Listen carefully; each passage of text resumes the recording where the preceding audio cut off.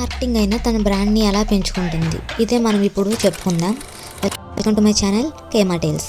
Okay guys, ఈ affiliate మార్కెటింగ్లో మనము ఇంపార్టెన్స్ అలాగే బెనిఫిట్స్ చెప్పుకున్నాం కదా. దీంట్లో ఎన్ని టైప్స్ ఆఫ్ అఫిలియేట్ మార్కెటింగ్ ఉంది అంటే, ఈ అఫిలియేట్ మార్కెటింగ్స్లో మనం ఎన్ని టైప్ ఆఫ్గా యూస్ చేయొచ్చు అంటే ఎన్ని రకాలుగా మనం మార్కెటింగ్ అనేది చేయొచ్చో చూద్దాం. ఇప్పుడు ఈ అఫిలియేట్ మార్కెటింగ్ చేసే వాళ్ళు చాలా రకాలుగా యూస్ చేసుకుంటూ అంటే సోషల్ మీడియాని చాలా రకాలుగా యూస్ చేసుకుంటూ బ్రాండ్ అనేది ప్రమోట్ చేస్తారు. అంటే లైక్ ప్యాకేజెస్ అయినా ప్రోడక్ట్స్ అయినా అది ఏదైనా సరే, ఏ బిజినెస్ అయినా సరే ఒక బిగ్ థాట్ అంటే ఒక మంచి ఐడియా తీసుకున్నప్పుడే ఆ ఐడియా అనేది ఇంప్రూవ్ అవుతుంది. అంటే ఏదైనా సరే యూజ్ లేని ఐడియా మనం తీసుకున్నప్పుడు ఆ బ్రాండ్ అనేది యూజ్ అవ్వదు. అసలు ఆ బ్రాండ్గా అనేది ఒక నేమ్ ఒక గుడ్ విల్ అనేది రాదు. అలాంటప్పుడు మనం ఎలాంటి ఐడియా తీసుకున్నాం అనేది important. Without a good idea the company can not survive.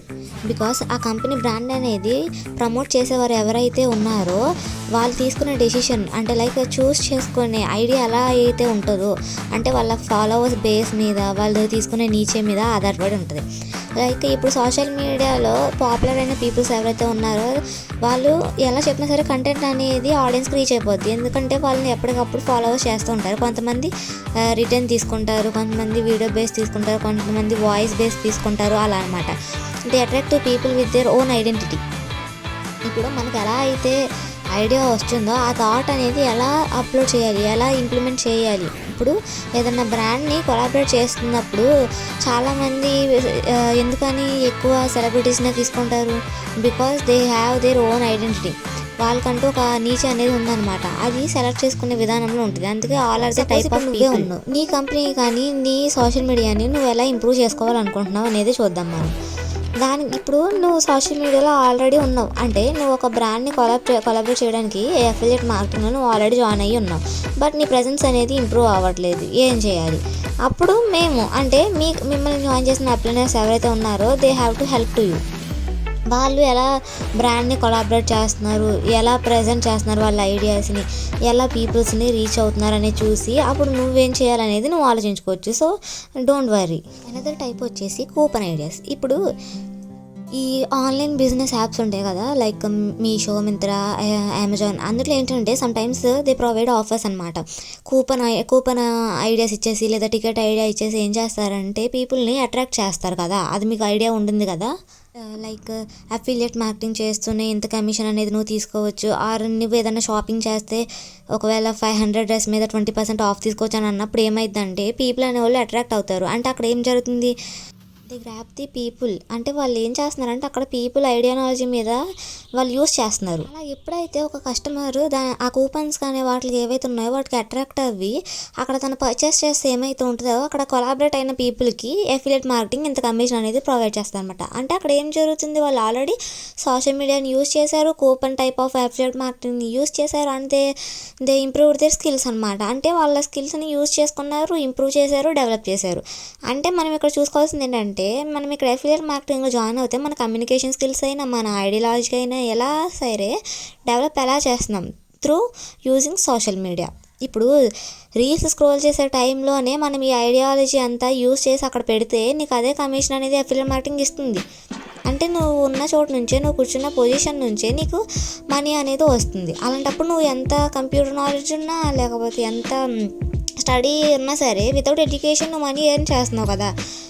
అలా ఏంటంటే ఇప్పుడు అనదర్ టైప్ వచ్చేసింది మనకి ఏంటంటే కూపన్. ఇప్పుడు ఈ కూపన్ కూడా చాలామంది యూజ్ చేస్తున్నారు through the online shopping apps అనేవాళ్ళు చాలామంది ఇప్పుడు ట్రెండింగ్లో అంటే బాగా ఎక్కువగా యూజ్ చేసే వాళ్ళు వాళ్ళే ఉన్నారు. ఇప్పుడు నెక్స్ట్ ఇప్పుడు నేను మీకు ఈ నెక్స్ట్ స్టెప్లో ఏం చెప్పాను? కూపన్ చెప్పాను. ముందేం చెప్పాను? టైప్స్ ఆఫ్ అఫిలియేట్ మార్కెటింగ్లో డైరెక్ట్గా కొలాబరేషన్స్ చెప్పాను. నెక్స్ట్ కూపన్ చెప్పాను. ఓకే, అనదర్ స్టెప్ ఒకటి వచ్చేసి ఇంకోటి ఉందన్నమాట. అంటే ఇంకొక అఫిలియేట్ మార్కెటింగ్లో బిజినెస్ని ఎలా ఐడియాస్ని ఎలా ఇంప్రూవ్ చేసుకోవాలి లేకపోతే ఎలా చేస్తారు అఫిలియేట్ మార్కెటింగ్ అనే దాంట్లో మనకి నెక్స్ట్ స్టెప్ వచ్చేసి అఫిలియేట్ మార్కెటింగ్లో ఈమెయిల్ మార్కెటింగ్ అనేది కూడా మనకు చాలా ఇంపార్టెంట్. అంటే ఇప్పుడు ఈమెయిల్ మార్కెటింగ్ అంటే ఏంటంటే మనం ఇప్పుడు ఏదైనా వెబ్సైట్ అనేది ఓపెన్ చేసామనుకోండి, దాంట్లో ఖచ్చితంగా రిజిస్టర్ విత్ ఈమెయిల్ అనేది వస్తుంది. అంటే ఏంటంటే మీ ఈమెయిల్ అనేది రిజిస్టర్ చేసుకుని ఆ వెబ్సైట్ అనేది ఓపెన్ చేయండి. లేదు ఆర్ఎల్స్ ఆల్రెడీ మీరు దాంట్లో రిజిస్ట్రేషన్ అయిపోయి ఉంటే కనుక login with your registered email అనేది వస్తుంది కదా, అదనమాట. లైక్ ఈజీగా చెప్పాలంటే మనం ఏదన్నా బిగ్ షాపింగ్ మాల్స్కి వెళ్ళామంటే లైక్ ట్రెండ్స్ కానీ అలాంటి వాటిలోకి వెళ్తే మీరు అక్కడ మొబైల్ నెంబర్స్ అడుగుతారు కదా మిమ్మల్ని.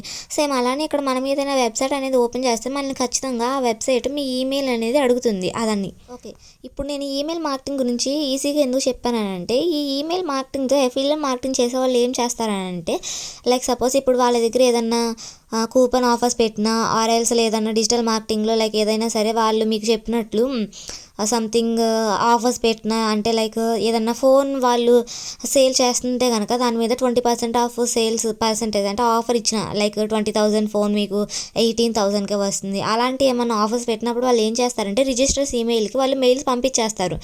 మీకు ఈ ఈమెయిల్స్లో కూడా చాలా టైప్స్ ఆఫ్ ఈమెయిల్స్ అనేవి ఉంటుంది. అంటే మీకు ఇంకా ఈజీగా చెప్పాలంటే కనుక ఈ ఈమెయిల్ మార్కెటింగ్లో చాలా టైప్ ఆఫ్ ఈమెయిల్స్ ఉన్నాయి.